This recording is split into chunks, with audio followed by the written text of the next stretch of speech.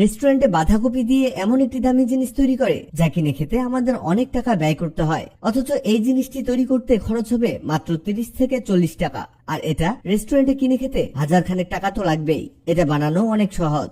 এজন্য আমাদের লাগবে একটা বাঁধাকপি। আমরা বড় সাইজের একটা বাঁধাকপি মাত্র 10 টাকা দিয়ে কিনেছি। এবার বাঁধাকপিটাকে সিদ্ধ করতে হবে। এখানে 4 থেকে 5 মিনিট সিদ্ধ করে নিবেন। এতে হবে কি, বাঁধাকপিটা নরম হয়ে আসবে আর এর পাতাগুলো খুব ভালোভাবে খুলে আসবে। আমাদের এটা হয়ে গেছে।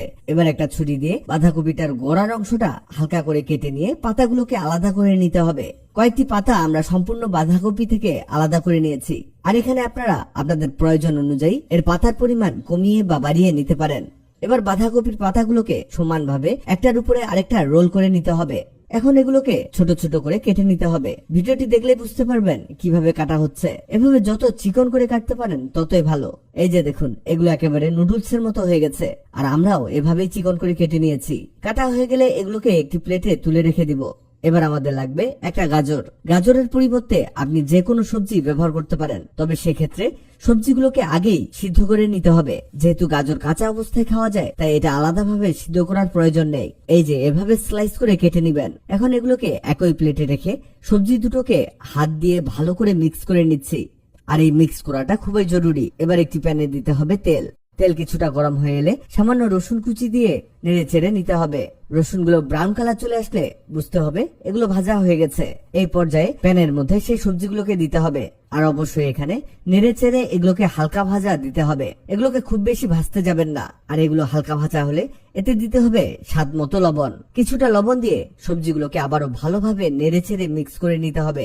এরপরে দিতে হবে সামান্য গোলমরিচ গুঁড়ো, আরো দিতে হবে সয়া সস। আপনি এখানে যে কোনো ব্র্যান্ডের সয়া সস ব্যবহার করতে পারেন। আর এটাকে আপনি মুদির দোকানে সহজেই পেয়ে যাবেন। এই সয়া সসটা দিলে রেসিপিটার স্বাদ অনেক গুণে বেড়ে যাবে। সয়া সস দিয়ে আবারও কিছুটা নেড়েচেড়ে দিয়ে নিচ্ছি। সবজিগুলো এভাবে নেড়েচেড়ে সমান করে নিতে হবে। এই যে দেখুন, এমন হয়ে আসলে লাগবে ডিম। এখানে আমরা দুটো ডিম ঠিক মাছ বরাবর দিয়ে দিব। এতে এটা দেখতেও অনেক চমৎকার লাগবে। এবার এতে কিছু পেঁয়াজ কুচি দিতে হবে আর সামান্য টেস্টিং সল্ট দিয়ে দিব। এতে এর স্বাদ অনেক গুণে বেড়ে যাবে। তবে আপনারা চাইলে এই টেস্টিং সল্ট স্কিপও করতে পারেন।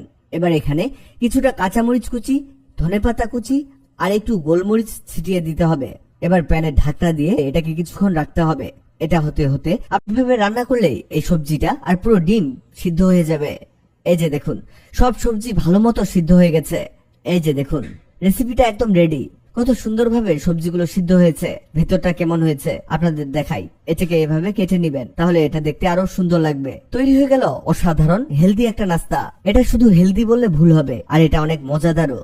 এটা দেখতে যেমন হয়েছে, খেতে তার চেয়ে বেশি মজার হয়েছে। ভিডিওটি আপনার কাজে আসতে পারে, তাই দ্রুত খুঁজে পেতে টাইমলাইনে শেয়ার দিয়ে রাখুন।